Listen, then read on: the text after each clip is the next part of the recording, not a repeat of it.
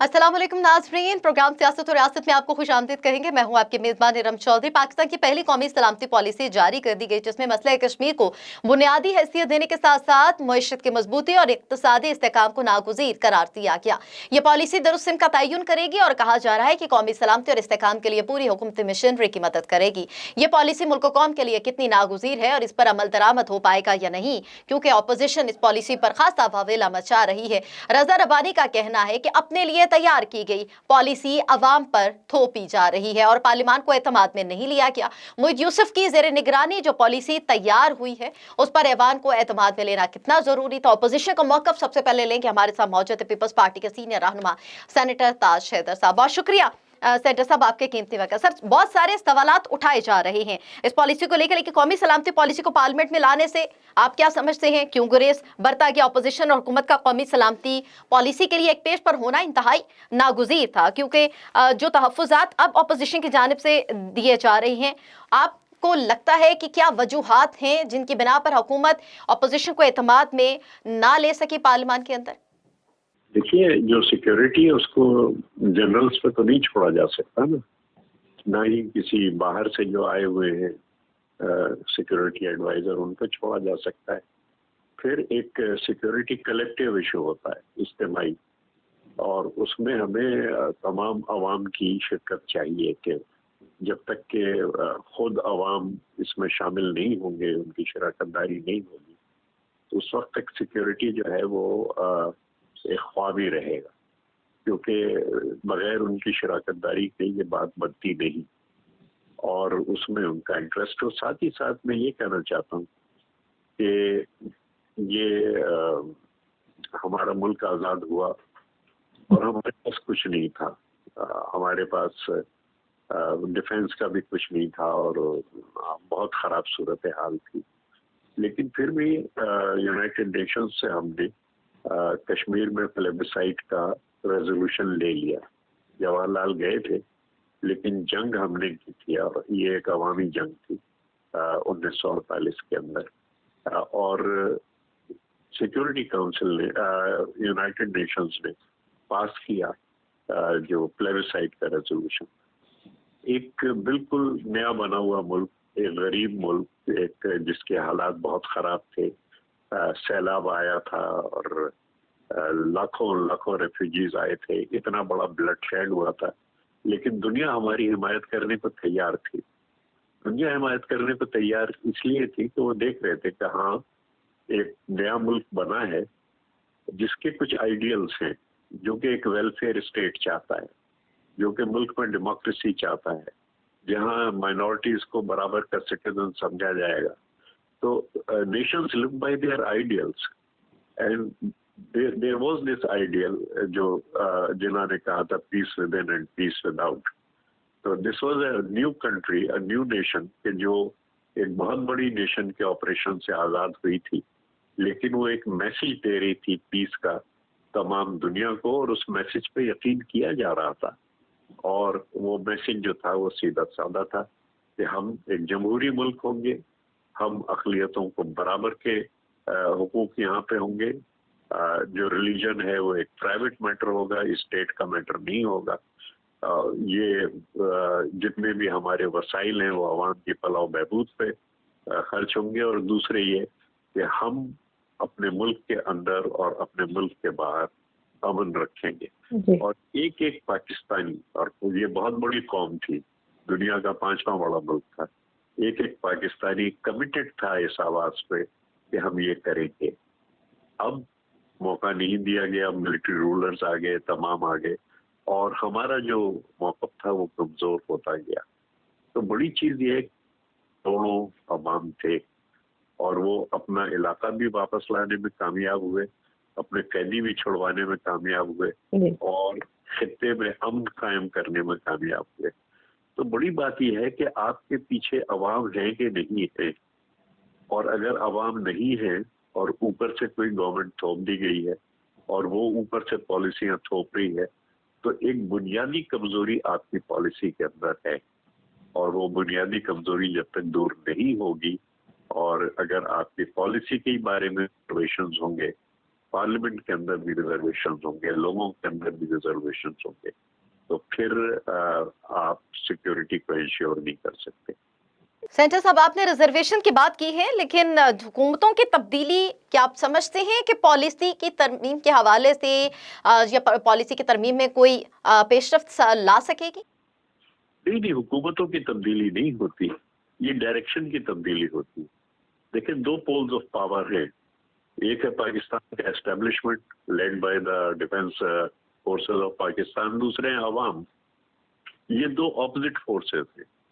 अवाम का और इंपीरियलिज्म का, अमेरिकन इंपीरियलिज्म का एक कंट्राडिक्शन है, बेसिक कंट्राडिक्शन।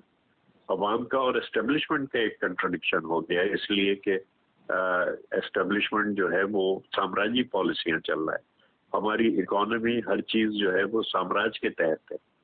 हम आजाद नहीं हुए। अगर वहां पे मिनी बजट लाया जाता है ये कह के साथ बड़ी मजबूरी है कि ये हमें करना पड़ रहा है क्योंकि IMF ये चाहती है, तो फिर हम आजाद नहीं है। हमारे पास सॉल्यूशंस नहीं है। After all, what is freedom? Freedom is availability of options, कि हम अपने फैसले खुद कर सकें। ये तो नहीं है कि मजबूर। अच्छा, अब आपके ऊपर प्रेशर आता है, उस प्रेशर को अगर आप फेस करेंगे तब बात बनेगी ना। आप प्रेशर को फेस ही नहीं कर रहे।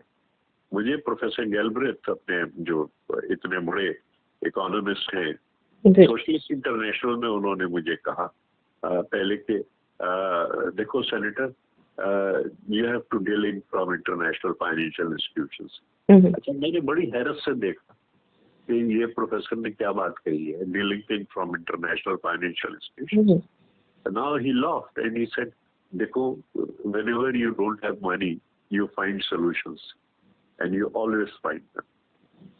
अब अगर ये हो गया कि हाँ पैसे मिल जाएंगे, परवाह मत करो, आपने एक ब्लॉक लगा दिया है अपने जहन के अंदर।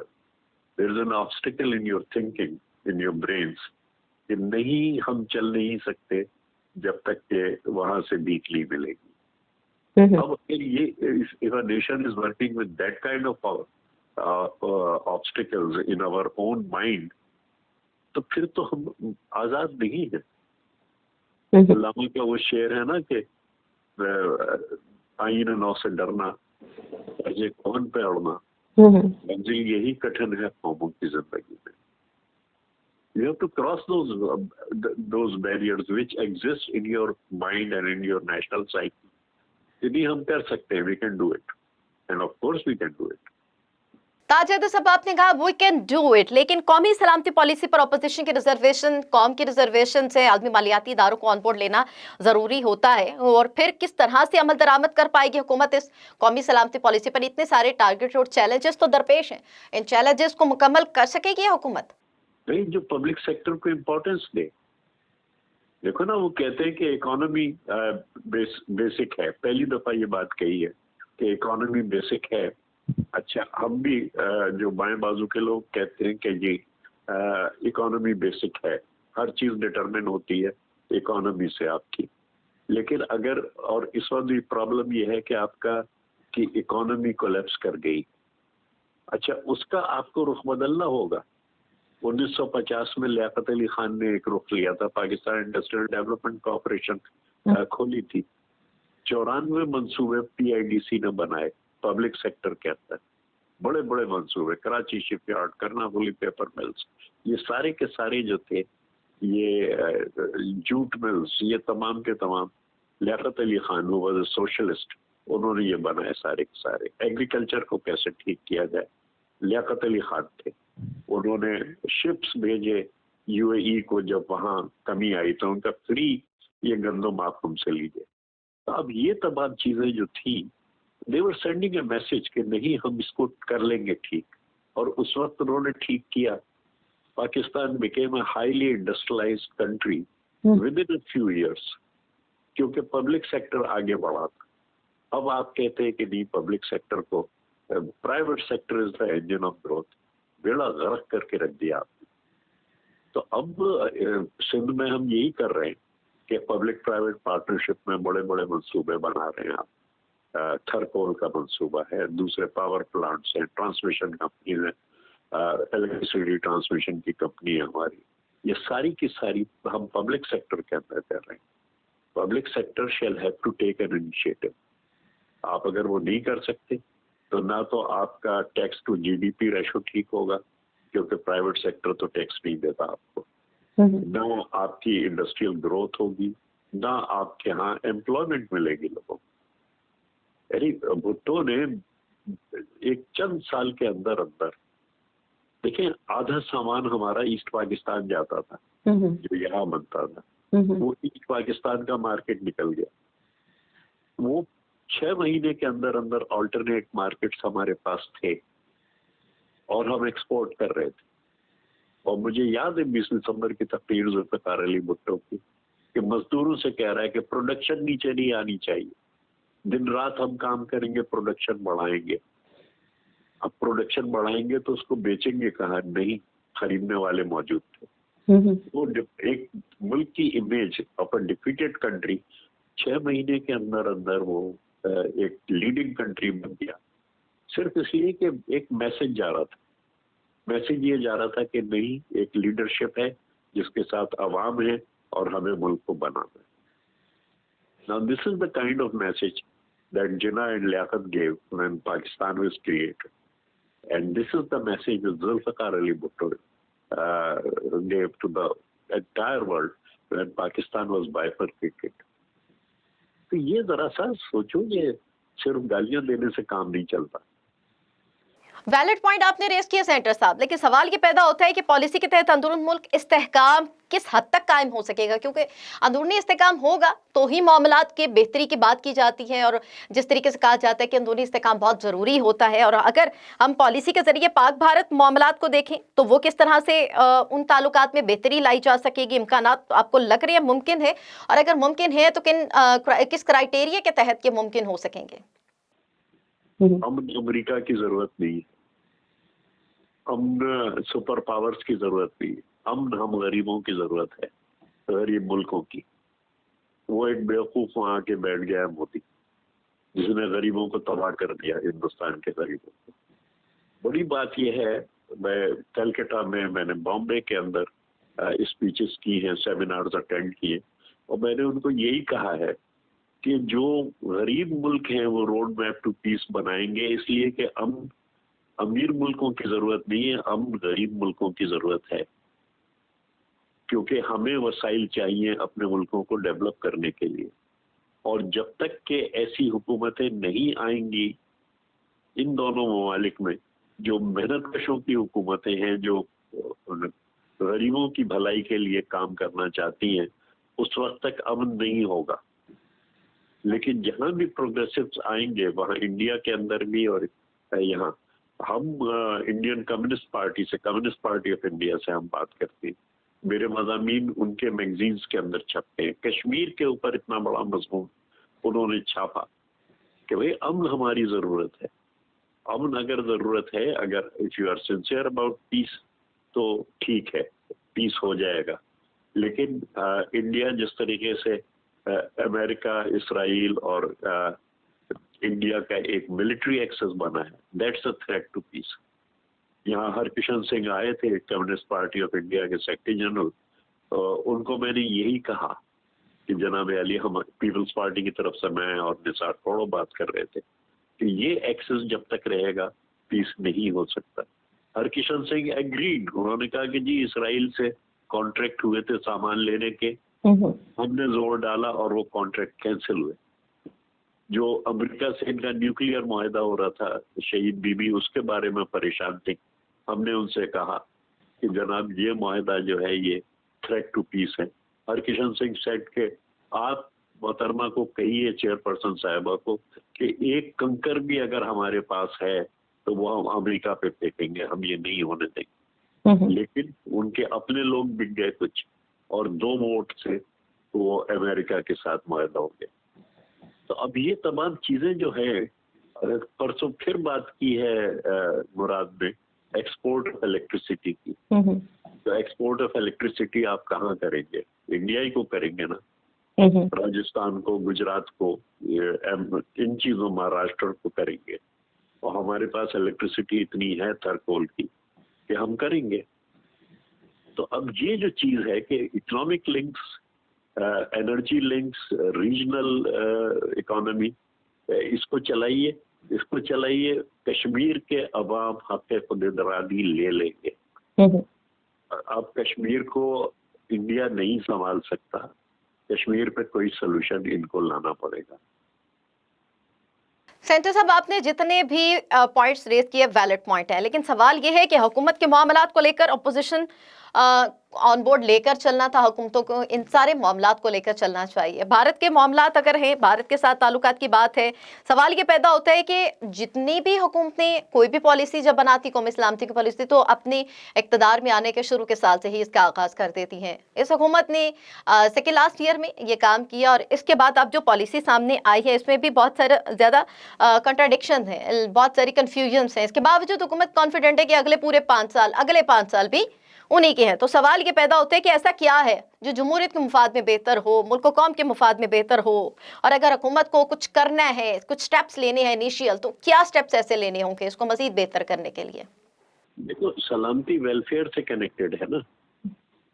मैं जब सीपेक कमेटी का चेयरमैन था सेनेट के अंदर और हम चाइना में थे, तो उनकी मोहतरमा वाइस प्रेसिडेंट जो थी उनसे मीटिंग हो रही थी और जिस वक्त सिक्योरिटी का इशू आया, उन्होंने सीधी बात कही कि देखो, अगर लोग समझते हैं कि सीपेक के ये प्रोजेक्ट्स उनके फायदे में है तो वो खुद इनको सिक्योरिटी देंगे, प्रोटेक्ट करेंगे। लेकिन अगर वो नहीं समझते तो आप 1 लाख भी फौज लगा लेंगे, सिक्योरिटी नहीं होगी। बड़ी चीज ये है कि the linkage of development with the local people अगर है, यानी घर के अंदर हमें प्रॉब्लम नहीं होती, लोकल लोगों को वेजेस मिल रहे हैं, लोकल लोगों को रोजगार मिल रहा है, जिनकी जमीन गई है उनको हमने पूरे विलेज बना के दिए। ये तमाम चीजें अगर आप कर रहे हैं, and if you enjoy the confidence of the local people, आपको 50,000 आदमी सिक्योरिटी के लिए रखने की जरूरत नहीं है, लोग खुद प्रोटेक्ट करते हैं। लेकिन ये कि how close you are to the people, आप कम्युनिकेट कर रहे हैं लोगों से कि नहीं। अब कम्युनिकेट करने में अगर इतने शर्म आ रहे हैं कि पार्लियामेंट तक के सामने नहीं रख रहे, और मैं पार्लियामेंट या ऑपोजिशन की बात नहीं कर रहा, I am talking to the people of Pakistan. Do you have the support of people of Pakistan about this policy? No, you don't have.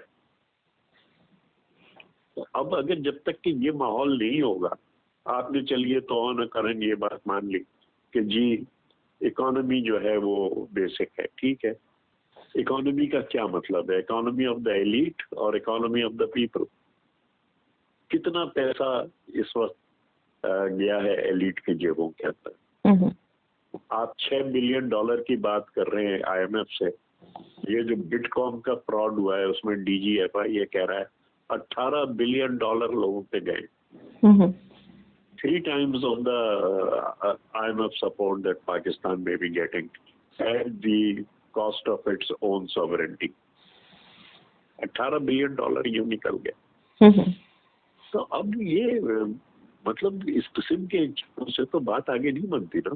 कौमी सलामती पॉलिसी को लेकर बहुत ज्यादा तहफ्फुज़ात का इजहार भी किया जा रहा है, टाइमिंग काफी काउंट की जा रही है कि एक ऐसे वक्त में इस पॉलिसी का सामने आ रहा हुकूमत बहुत ज्यादा खुद एतमादी का शिकार नजर आती है। अपोजिशन जो है वो शिकवा करती हुई नजर आती है। उनका कहना है कि हमें तहफ्फुज़ात हैं ऑन बोर्ड लेने के हवाले से, हमें पार्लियामान में अपोजिशन को ऑन बोर्ड लेना चाहिए था। तो किस तरह से ये मुल्क कौम के मुफाद में बेहतर होगी, इससे बैरूनी और अंदरूनी इस्तेहकाम किस तरह से हासिल हो सकेगा, भारत के साथ ताल्लुकात किस तरह से बेहतर हो पाएंगे, इन तमाम बातों को हम डिस्कस करेंगे। हमारे साथ मौजूद है दिफाई तज्जियाकार मारिया सुल्तान साहिबा। बहुत शुक्रिया मारिया सुल्तान साहिबा, आपका कीमती वक्त। सबसे पहले जो एक सवाल उठाया जा रहा है मारिया साहिबा, वो ये है कि जिस तरीके से पॉलिसी मुरत्तब की गई है, बहुत सारे क्योंकि इस पर क्वेश्चन तो रेज किया है, लेकिन अपोजिशन इस पर काफी तहफ्फुज़ात रखती है। आप समझती है पार्लियामान को एतमाद में क्यों नहीं लिया गया? जो पॉलिसी तैयार हुई इस पर पार्लियामान को एतमाद में लेना किस हद तक जरूरी था?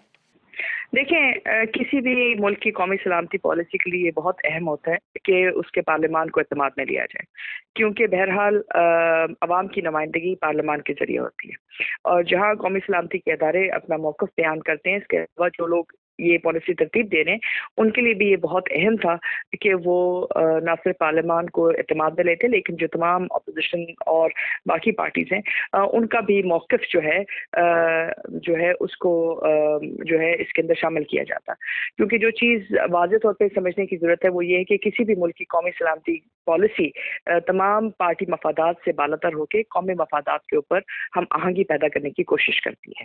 बस आप क्या समझती हैं, हुकूमतों की तब्दीली पॉलिसी में कोई तरमीम कर सकेगी? क्योंकि हर दौरे हुकूमत में पॉलिसी के हवाले से कोई तरमीम की गुंजाइश निकाली ही जाती है। नई कौमी सलामती पॉलिसी पर जो हुकूमत अमल दरामद करने के हवाले से इतना पुरएतमाद है, आप समझती हैं कि अमल दरामद उसी तरह से हो पाएगा? और एक टास्क बनाया गया हुकूमत की तरफ से, ये टास्क अचीव करना इतना आसान लग रहा है आपको? देखिए, पहली बात तो ये कि ये पॉलिसी 5 साल की है। ये तवील-उल-मुद्दत पॉलिसी नहीं है, अगरचे ये तवील-उल-मुद्दत जो है आपकी पॉलिसी की डायरेक्शन को वाज़ेह ज़रूर करती है। अब इसके ऊपर कितनी हद तक तरमीम आ सकेंगी, इसके अंदर आपके पास मुख्तलिफ मैकेनिज़म्स मौजूद हैं, जो नेशनल सिक्योरिटी कमेटी और उसके अलावा जो उसके साथ मुंसलिक मुख्तलिफ पार्लियामान के जो अदारे हैं उनके ज़रिए, उन कमेटीज़ के ज़रिए भी इन तहफ़्फ़ुज़ात को आगे लेके जाया जा सकता है। बहरहाल जो चीज़ खुश आइंद है वो ये है कि कम अज़ कम एक चीज़ अब आपके पास तहरीरी तौर पे मौजूद है, इसके मसवदे को आप बेहतर कर सकते हैं, इसके अंदर तरमीम भी कर सकते हैं और इसको बेहतर भी लेके जा सकते हैं, बेहतरी की तरफ भी लेके जा सकते हैं। हाँ, ये दुरुस्त है कि शायद ये पॉलिसी जो है हुकूमत के आने के साथ शायद 1 साल के अंदर देनी चाहिए थी, ताकि 4 साल होते हैं हुकूमत के पास अपने अहदाफ को पूरा करने के लिए। लेकिन इन तमाम तर चीज़ों को एक तरफ रखते हुए जो चीज़ अहमियत की हामिल है वो ये है कि जब भी आप कौमी सलामती को तरतीब देंगे, उसमें बहुत सारी चीज़ें ऐसी हैं जो शायद आपके लिए मुमकिनात में ना हों, जिसमें जैसे इन्होंने पहली दफ़ा ह्यूमन सिक्योरिटी, सेफ्टी और इस किस्म की तमाम चीज़ों को साथ लिया है। ऐसी सूरत में जैसे कि आप जानती हैं कि 18वीं तरमीम के बाद बहुत सारे जो दायरा कार है कौमी सलामती के मुख्तलिफ सेक्शंस का जो इस पॉलिसी के तहत वाज़ेह हैं, वो सूबों के पास है। तो इसके अंदर सूबों के साथ जो इंटर मिनिस्ट्रियल मीटिंग्स हैं, उसके अंदर उनकी जो वर्किंग कमेटीज़ हैं, जो उनके अहदाफ हैं, उनको बेहतर करना, ये तमाम चीज़ें बहुत अहमियत की हामिल बन जाएंगी। अभी मोईद यूसुफ साहब ने ये ज़रूर कहा था कि वो हर महीने इसके ऊपर कारकर्दगी के ऊपर जवाबदेह होंगे। अब वो प्राइम मिनिस्टर को जवाबदेह होंगे, वो पार्लियामेंट को जवाबदेह होंगे, वो किसको जवाबदेह होंगे, ये बात अभी वाज़ेह नहीं। लेकिन अगर तो वो सिर्फ प्राइम मिनिस्टर को जवाबदेह हैं, तो फिर ज़ाहिर है जो रोल गवर्नर्स का है, जो रोल आपकी पार्लियामेंट्स का है, जो रोल आपकी बाकी चीज़ों का, बाकी इदारों का है, उसको भी देखना होगा कि कितनी हद तक आप आगे लेके जा सकेंगे। तो बहुत सारी चीज़ें एब्स्ट्रैक्ट में हैं, लेकिन बेहतर बात यही है कि एटलीस्ट कोई चीज़ आपके पास तहरीरी तौर पर आ गई है, लेकिन इसको बेहतर यकीनी तौर पे किया जा सकता है, बहुत प्रोसेस के जरिए भी और इसके जरिए भी कि इसको किस तरह आगे लेके जाना है। माहिर साहब, आपसे ये जानना चाहूंगी, हुकूमतों के लिए पहला साल नहीं होता कि कौमी सलामती पॉलिसी बनानी होती है, लेकिन हुकूमत ने अपने सेकेंड लास्ट ईयर में जाकर ये पॉलिसी तरतीब दी है, इसकी क्या वजह है? टाइमिंग इस हवाले से काफ़ी काउंट की जा रही है। जब ये कौमी सलामती पॉलिसी बनाई जाती है, तरतीब दी जाती है और अपोजिशन हुकूमत एक पेज पर होती हैं, जो कि बहुत ज़रूरी होता है। वजूहत किया कि ट्रबल रही, उनको शुरू कई सालों से एक पेज पर नहीं ला सकी, अभी भी वो तहफ़्फ़ुज़ात बरकरार हैं। मोईद यूसुफ, पार्लियामान के इस तमाम सूरत हाल को सही तरीके से क्या जस्टिफाई कर सकेंगे या नहीं कर सकेंगे, और कितना ज़रूरी है इनको एक पेज पर लाकर अपोजिशन के साथ चलकर कौमी सलामती पॉलिसी पर अमल दरामद करना? देखिए, ये बहुत ज़रूरी है क्योंकि ज़ाहिर है, जैसे मैंने कहा, ये किसी भी मुल्क की अंदरूनी और बैरूनी पॉलिसी का तयन करती है कि आइंदा 5 सालों में क्या होगी, आपके अहदाफ क्या होंगे और उन अहदाफ को हासिल करने के लिए आप कौन से लाए-अमल हासिल करेंगे। तो ये मुमकिन नहीं है कि आप कोई कौमी सलामती पॉलिसी जो इस नौइयत की हो, जिसके अंदर आपने सिटीज़न सेफ्टी, सिक्योरिटी, इसको भी एक तरफ रखा हो और उसके बाद जो उसके स्टेक होल्डर्स हैं, यानी कि पार्लियामान और जो वहाँ की आवाम है, आप उनको उसके अंदर शामिल ना करें। मोईद यूसुफ साहब ने ये ज़रूर कहा है कि उन्होंने 600 से ज़ायद मुख्तलिफ मीटिंग्स की हैं और ये 7 साल का अरसा लगा है, जिसके अंदर ये पॉलिसी सिर्फ उनकी तरफ से शुरू नहीं होंगी बल्कि इससे पहले है, बल्कि उन्होंने सिर्फ इस पॉलिसी को एक हतमी शक्ल दी है और इसके ज़रिए वो आगे लेके गए। जो चीज़ देखने की ज़रूरत है वो ये है कि जब आप ह्यूमन सिक्योरिटी और नॉन ट्रेडिशनल सिक्योरिटी को भी सिक्योरिटी अहदाफ में शामिल करते हैं और कौमी सलामती की नेशनल सिक्योरिटी प्रायोरिटीज़ में शामिल करते हैं, तो फिर आपका जो अहदाफ हैं वो बहुत वसी हो जाते हैं और फिर ज़ाहिर है इन तमाम अदारों के जो इसके साथ मुंसलिक हैं या जिनकी जिम्मेदारी है उनका नुक्ता नज़र भी लेके आना बहुत ज़रूरी है। जैसे कि अगर हेल्थ है, अगर आपके पास कल एक पेंडेमिक आता है, जैसे कि अभी हमने कुछ अर्सा पहले कोविड देखा है, तो इसके अंदर आपकी कौमी सलामती पॉलिसी की क्या मुहर्रकात होंगे, क्या तरजीहात होंगी और कितनी हद तक ये इन पॉलिसीज़ के ऊपर कारमंद हो सकेगी हुकूमत, ये तमाम वो फैसले हैं जिनको देखना बहुत ज़रूरी है। तो इस वक्त मेरे ख्याल से जो इन्होंने स्कोप रखा है वो बहुत वसी रखा है और यही वजह है कि सियासी, अस्करी और बहुत सारे अंदरूनी और बैरूनी जो खदोखाल हैं कौमी सलामती पॉलिसी के, उसके अंदर शायद वो तमाम स्टेक होल्डर्स को ऑन बोर्ड नहीं लेके आ सके जिनको लेके आना चाहिए था। लेकिन इसके बावजूद अगर ये डायरेक्शन इन्होंने तमाम मिनिस्ट्रीज़ को देनी है, फेडरल मिनिस्ट्री के जरिए तमाम प्रोविंशियल गवर्नमेंट्स को जाएगी, तो इसमें ज़ाहिर है प्रोविंशियल गवर्नमेंट का स्टेक भी लाजमी हो जाएगा। बहुत ज्यादा मामलात सामने रखे जाते हैं पॉलिसी को लेकर, अंदरून बैरून मुल्क इस्तेहकाम की जो बात की जाती है, आप क्या समझती हैं पॉलिसी के तहत अंदरून मुल्क किस हद तक इस्तेहकाम कायम हो सकेगा? देखिए, इसमें कोई वाज़ेह तौर पे ये वाज़ेह नहीं हो सका कि वो कितनी हद तक ये ज़रूर कहा है कि पाकिस्तान ख्वाहिशमंद है बेहतर इलाकाई ताल्लुकात का। लेकिन जैसे कि आप जानती हैं कि इस वक्त हिंदुस्तान के साथ जो ज़मीनी हक़ाइक़ हैं वो बहुत मुख्तलिफ हैं। ज़मीनी हक़ाइक़ इस वक्त कश्मीर में बदस्तूर जो है आपके वो एक कर्फ्यू देखने में नज़र आ रहा है। बदस्तूर 5 अगस्त 2019 का जो लॉ है उसको रिपील नहीं किया गया।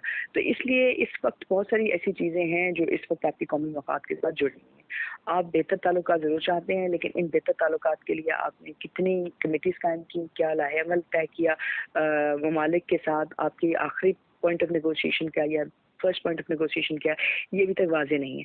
लेकिन जैसे मैंने पहले कहा, क्योंकि किसी भी कौमी सलामती पॉलिसी का बुनियादी मकसद यही होता है कि ओवरऑल जो एक फ्रेमवर्क है वो लिख दिया जाए कि जो चीज़ें किसी भी मुल्क की कौमी सलामती के लिए अहमियत हासिल कर सकती हैं और उनकी कम से कम थोड़ी बहुत तशरीह की जा सके। लेकिन कितनी हद तक ये इसमें कामयाब होंगे, इसमें से बहुत सारी बातें जो हैं आपकी एक वाज़ेह हिकमत अमली, मेरे ख्याल से इसमें एक जो बहुत बड़ी चीज़ है जिसके ऊपर बातचीत नहीं की गई, वो ये है कि जो आपकी बैनुल-अक़वामी मालियाती अदारे हैं उनके साथ या आपकी जो इक़्तिसादी हिकमत अमली है वो किस तरह की होगी।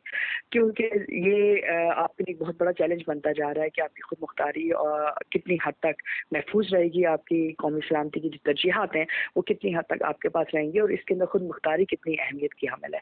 तो ये एक ऐसी चीज़ है, शायद इसके ऊपर एक पैराग्राफ यकीनी तौर पर होना चाहिए था कि पाकिस्तान एटलीस्ट इसके लिए कोशिश ज़रूर करेगा कि बैनुल-अक़वामी मालियाती अदारों से खुद मुख्तारी हासिल कर सके, ताकि आप अपनी कौमी सलामती तरजीहात को अपनी कौम की कौमी सलामती उमंगों के मुताबिक जो है आगे लेके जा सकें। पाक भारत ताल्लुकात के लिए अगर स्टेप्स लेने की बात आती है, उनमें ताल्लुकात में बेहतरी की अगर बात आती है, आप समझती हैं कि ऐसे कौन से इनिशियल स्टेप्स लेने होंगे जो दोनों मालिक के दरमियान वैसे तो कंडीशनली हमेशा से ही रहे हैं, तो ऐसे कौन से स्टेप्स हैं जिसमें पाकिस्तान जो है वो बेहतर तरीके से अपने मामलात को सामने रख कर उनको बेहतर तरीके से आगे लेकर चल सकता है और ताल्लुकात की बेहतरी के हवाले से जो गर्दाना चाह रहा है ये भी मुमकिन होता नजर आएगा?